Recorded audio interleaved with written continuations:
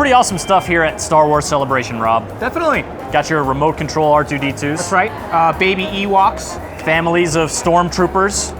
Giant Rancor named Roxy. Oh, she's adorable. An entire Mos Eisley Cantina. Oh, yeah. All sorts of rides. Not rides, but things you ride on. Anyways, we're here to talk about Star Wars Battlefront, because come on, Battlefront, they showed it off to us behind closed doors. Got to take a look at not only the trailer, but also an extended gameplay demo. And let's start right from the start. This is on the forest moon of Endor. Right. You're among the huge trees, and the immediate thing that's striking about it is the foliage, is the environment, the detail. It looks incredible. It's really good. Yeah, like right off the bat, you're kind of walking around with your squad of rebel fighters. And what really captivated me was there didn't seem to be like a distinguishable path, right? Like they just kind of venture off into the woods right off the bat. It does feel like you're on a scouting mission and you sort of encounter the fringes of a battle, a lone Imperial scout, and then like the speeder bike cruises by with one of your buddies in chase, and it slowly sort of opens up from there. Of course, this is a very scripted demo. It's the first look at the game, but what we saw looks pretty cool. So you've got the Battlefront stuff of, you can switch between first person and third person at any point. The mode we saw was Walker Battle, the biggest mode they have at 40 players. The smallest mode they have, 8 players. They didn't go into much more detail about that, but there were some walkers. We saw some AT-STs, right? And then the AT-AT. It's not really clear, but it's kind of hinted that it's going to be like a power-up kind of item, essentially maybe like a progression type thing where you get a throwdown shield that you can use, and then the next would be maybe an AT-ST, the next would then be maybe an AT-AT, which is like the ultimate, or actually it's not the ultimate. What's hinted at the ultimate power-up is going to be your hero or villain. In the demo case, it was Darth Vader himself. It's Darth Vader rocking the Force choke, of course, the deflecting lasers and then slaying the Rebel Scouts that you were playing as.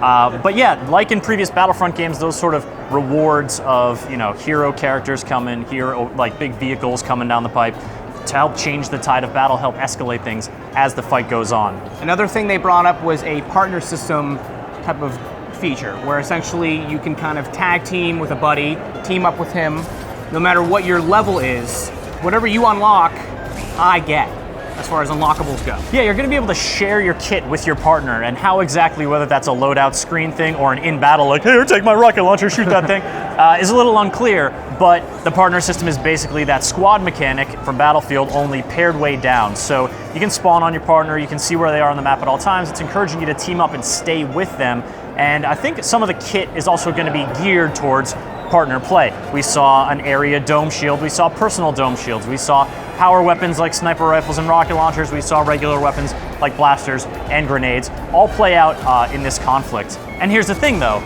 there's no classes, so any of the stuff you unlock, you can mix and match and put it into your character. As you folks no doubt saw in the trailer, you're also going to be able to play as non-human characters, aliens of other races.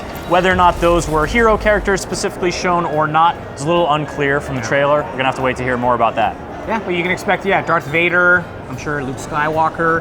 What was also hinted is that you will be able to take on roles, not necessarily a infantry person, but more like a Millennium Falcon in a air combat event or something like that. Oh, absolutely. I mean, the trailer showed it. We didn't get to see any demos of sort of air combat in action, but yeah, certainly tons of TIE fighters and X-Wings dueling it out. We see maybe some flying low, so there's sort of like that interplay between air and ground combat, and no doubt there's going to be, well, we don't know if there are going to be space battles a la Battlefront 2, where you can sort of hop into the bigger land and like hop out of your vehicle and hop in. They definitely had all the classics on display, and not much more than that at this point. Of course, this is still our first look. It was running on pre-alpha on PlayStation 4. Very classic Battlefront so far, and looking very good. Also worth noting that though Battlefront very much a multiplayer focused game, you're also going to be able to play it solo and co-op. And then they also brought up the tie-in with the movie itself. Sure. Which is called the Battle of Jakku. Yeah, it's a DLC map that's going to come out a couple weeks after the launch. Star Wars Battlefront is launching on November 17th, and then on December 8th, free for everyone on all platforms, Battle of Jakku, a big conflict at the beginning that features heavily in The Force Awakens, which is of course coming out in December around Christmas time. You're going to be able to get that map a week early if you pre-order. but Hey. everyone gets it free on December 8th. Right. That was the only sort of tease they made towards the content that's going to overlap with Force Awakens. Clearly still a lot to be seen for Battlefront, a lot of questions. I'm going to get into that in our written preview, which you can check out on the site. But for now, from Star Wars Celebration, Battlefront, looking pretty good. Looking pretty good.